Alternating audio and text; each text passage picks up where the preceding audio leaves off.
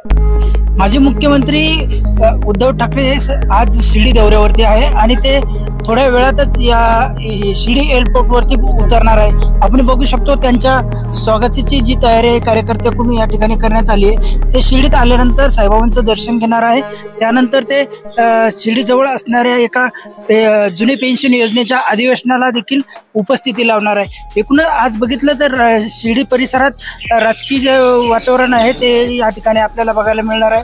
आपण बघू शकतो या ठिकाणी मोठा पोलीस बंदोबस्त जो आहे तो लावण्यात आलेला आहे आणि थोड्याच वेळात या ठिकाणी शिवसेनेचे पक्षप्रमुख उद्धव ठाकरे या ठिकाणी आता पोहोचतील। त्यांच्या स्वागतासाठी अंबादास दानवे, शिवसेनेचे खासदार भाऊसाहेब वागचौरे, तसं त्याच प्रकारे शिवसेनेचे जे पदाधिकारी आहेत ते त्यांच्या स्वागतासाठी या ठिकाणी आलेले आपल्याला बघायला मिळतात। आर के न्यूज मराठीसाठी राहुल कोळगे, अहमदनगर, शिर्डी।